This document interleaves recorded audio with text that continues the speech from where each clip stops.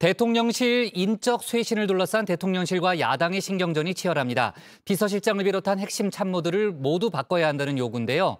휴가 복귀 후에 윤석열 대통령의 결단에 관심이 쏠립니다. 또 미국 낸시 펠로시 하원 의장 결국 대만 땅을 밟았습니다. 오늘 차이 잉원 총통과도 만났죠. 중국은 불장난을 하다가는 불에 탈 거라고 경고했는데요. 관련 소식들을 신혜원 체커가 정리했습니다. 네, 별이 5개, 다정해는 5시, 뉴스픽도 5개입니다. 신체커의 뉴스픽 5 시작해보겠습니다. 자, 오늘 준비한 소식은요. 닭이냐, 달걀이냐, 그리고 펠로시인 대만, 확진자 2천만 명과 헌법재판관 골프 접대, 만기 출소로 잡았습니다. 자, 휴가인 듯 휴가 아닌 휴가 중인 윤 대통령. 이 대통령실은 인적 쇄신론에 직면해 있습니다. 20%대 선까지 떨어진 국정 지지율을 회복하기 위해선 이 대통령실의 새로 고침 버튼이 필요하다는 거죠. 가랑비에 옷 접는다고 하나씩 국민들의 마음을 건드리다가 보니까 국민의 신뢰를 잃으면 어떤 말과 정책도 국민들에 의해서 진지하게 받아들일 수가 없기 때문에 당은 물론 대통령실과 정부의 전면적 쇄신이 필요합니다. 네, 하나같이 여권 내부에서 나온 쓴소리입니다. 하지만 죄 없는 자 돌을 던지라고 했던가요? 자중질환에 빠진 국민의힘도 그리 떳떳하기만 한 상황은 아닌 듯하죠. 누구 잘못이 먼저냐, 닭이냐 달걀이냐, 대통령이냐 당이냐, 말 그대로 총체적인 난국입니다. 사실 대통령실도 비상 상황 아닙니까? 거기도 비대위 실장이 필요한 거 아니에요? 비서실장이 아니라 비상실장이 필요한 거 아니에요? 이 비대위 전원을 앞둔 국민의힘 가장 근본적인 문제는 대통령이라면서 이 대통령실 핵심 참모진을 교체해야 한다는 목소리가 터져 나왔습니다. 김대기 비서실장과 이진복 정무수석, 최영범 홍보수석 등 구체적인 명단까지 올라와 있는 상황인데요. 첫 선발 투수를 내보냈어요. 3회에 실점했다고 금방 바꿀 수 있어 라는 말은 맞는 말인데 너무 실점을 많이 해버리면 바꿔야지. 이게 답이 있겠습니까? 타임. 힘 다 떨어졌네 볼이. 수고했어. 바꾸네. 야, 스트라이크를 바꾸네. 투수가 교체가 됩니다. 과연 다음 투수는 누굴지? 류현진이고 아무리 경기 초반이라고 하더라도 사람을 바꾸지 않고 뭘로 내가 바뀌었다라는 걸 보여줄 수 있을 것이냐. 네, 대통령실은 쇄신 요구를 주의 깊게 듣고 있다고 했고 또 누군가는 현 사태에 책임을 져야 한다는데 일정 부분 공감하고 있습니다. 하지만 핵심 친윤계 인사들 사이에선 대체 당이 뭘 도와줬느냐란 여론도 만만치 않은데요. 국정 운영을 든든하게 뒷받침하기는커녕 당이 사고만 치지 않았냐는 겁니다. 대표님 직무대행이 임명할 수 있게 당원 개정하잖아요. 근데 대표님께서 앞서서 직무대행 사퇴하신다고 했는데 직무대행 그대로 그러면 일단은 하시는 건가요? 국회는 야당이 압도적 의석을 여전히 유지하고 있고 또 당 내부는 분란에 빠지고 윤석열 정부가 감당하기 힘든 그런 구조를 가지고 있었습니다만은 차차 이런 것들은 좋아지리라고 생각합니다. 네, 지난주였죠. 처음으로 30% 선이 깨진 갤럽 조사에서 윤 대통령의 긍정평가 28%, 국민의힘 지지도 36%로 민주당과 동률이었습니다. 자, 그리고 이번 주 리얼미터 윤 대통령 긍정평가 33.1%, 국민의힘 지지율 38.4%였습니다. 일단 이 숫자상으로는 윤 대통령의 지지율이 당의 지지율보다 저조한 상황입니다.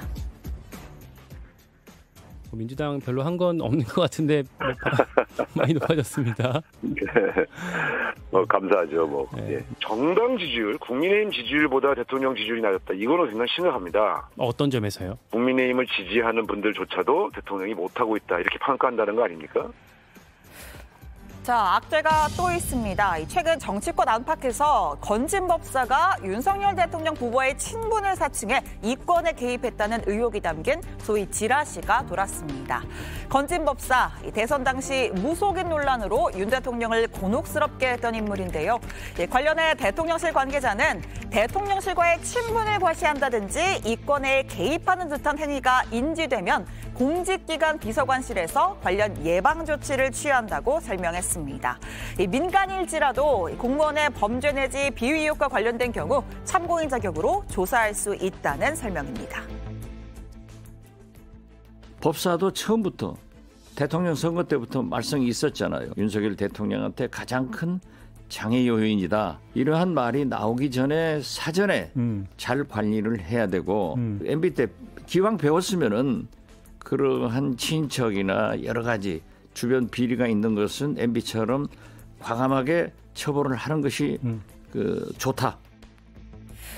자, 오늘의 응답하라 다정회의 질문이기도 합니다. 국민대가 김건희 여사의 논문이 표절에 해당하지 않는다란 재조사 결과를 내놨고 야권은 거세게 반발하고 있습니다. 역시 호재로는 볼 수 없는 사안입니다.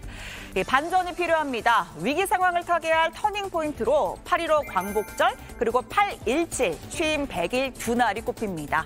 사회 통합 메시지가 담긴 8.15 특별사면과 향후 국정운영 방향을 제시할 100일 메시지를 통해 지지율 반등을 꾀할 거라는 관측입니다. 대통령실의 인적 쇄신 이루어질 수도 있죠. 다음 주 윤 대통령의 출근길 도어 스태핑이 기다려집니다. 당이 지금 삐그덕거리고 난리가 나 있는 마당에 대통령실이나 행정부를 상대로 이렇쿵저렇쿵 하는 게 좀 입장이 그렇게 될 입장이 아닌 것 같긴 합니다만은 재정비와 쇄신이 좀 필요할 것 같다는 생각하는데요. 대통령께서도 인사권자이시니까 충분히 잘 고려하실 것이라고 생각합니다. 자, 두 번째 픽 가겠습니다. 펠로시인 대만입니다. 미국의 권력서열 3위 낸시 펠로시 하원 의장이 결국 대만 땅을 밟았습니다. 어젯밤 10시 43분 대만 숭산공항에 도착했고요. 그 직후 전 세계가 독재와 민주주의 사이 선택에 직면해 있다. 이번 방문 대만의 민주주의를 지원하는 미국의 확고한 약속에 따른 것이란 성명 발표했습니다.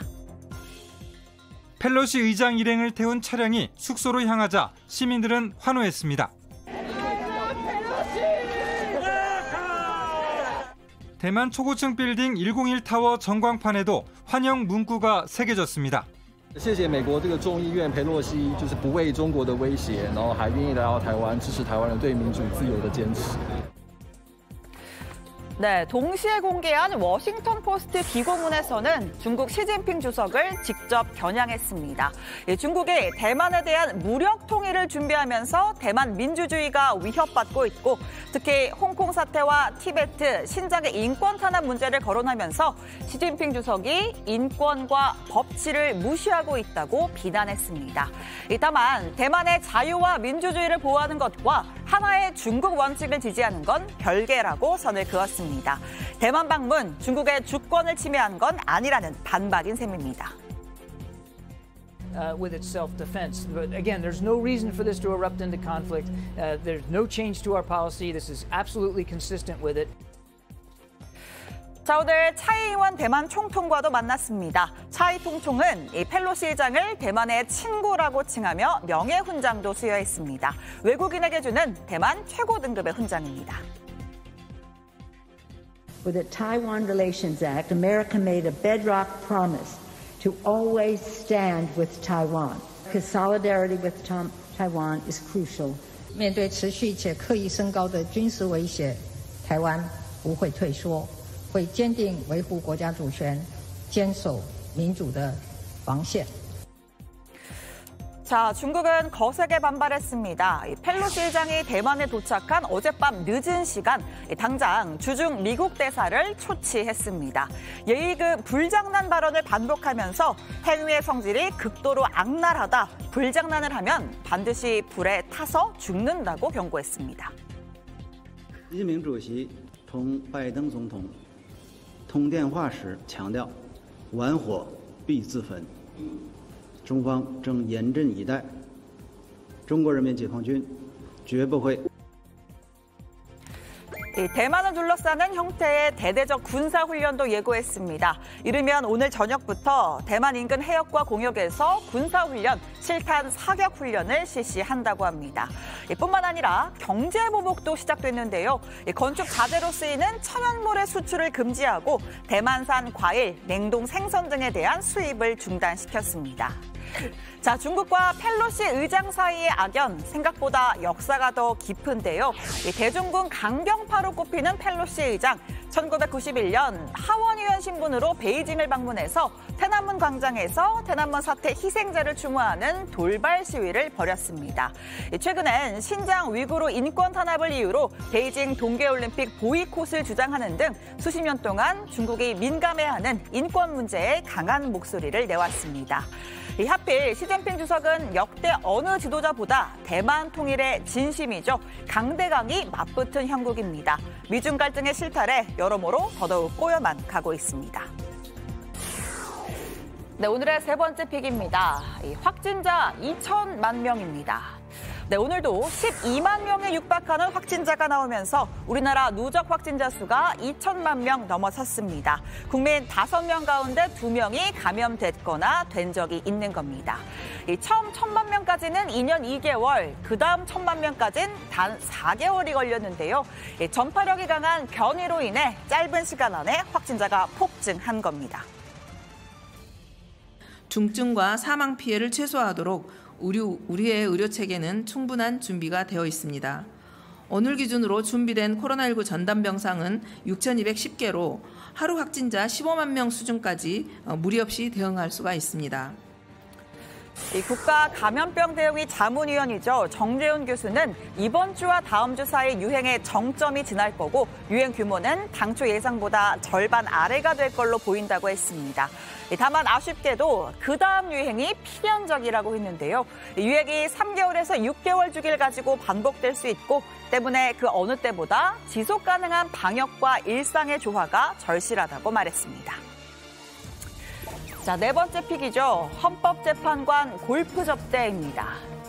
이영진 헌법재판관이 골프 접대를 받은 사실이 JTBC의 취재로 확인됐습니다. 지난해 10월 고향 후배의 지인인 자영업자 A씨에게 인당 30만 원짜리 골프 접대를 받았고 또 A씨의 식당에서 저녁을 먹었습니다. 이때 A씨가 자신의 이혼 소송에 대해 물었고 이 재판관이 가정법원에 아는 부장판사가 있다라고 말했다는 게 A씨의 주장입니다.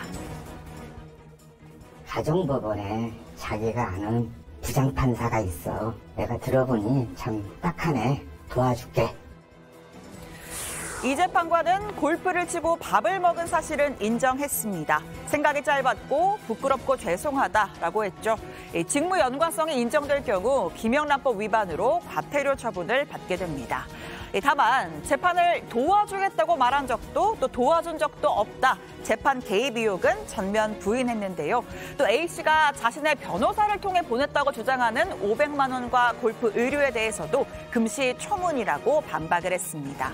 자, 이 물건 A씨의 변호사에게 있었습니다. A씨의 변호사는 의뢰인의 간절한 부탁에 의해 받긴 했지만 전달할 뜻이 없었다. 부탁받은 옷과 현금 모두 그대로 가지고 있다고 주장하고 있습니다. 자, 마지막 픽입니다. 만기 출소입니다. 수행비서를 성폭행한 혐의로 3년 6개월간 복역한 안희정 전 충남도지사가 내일 새벽 출소합니다. 1심은 무죄를 선고했지만 2심에서는 안 전 지사가 상하관계를 이용해 수행비서의 성적 자기결정권을 침해했다. 3년 6개월 실형 선고하고 법정 구속했습니다. 2019년 대법원에서 형이 확정됐습니다. 자, 공직선거법에 따라 출소 후 10년간은 피선거권을 박탈당하는데요. 때문에 정치권에서는 재판부가 성범죄 형의를 확정한 만큼 사실상 정치적 제기는 어려울 거란 관측이 나옵니다. 네, 목요일의 뉴스픽 여기까지입니다. 들어가서 원픽 꼽죠. 뉴스픽 5였습니다.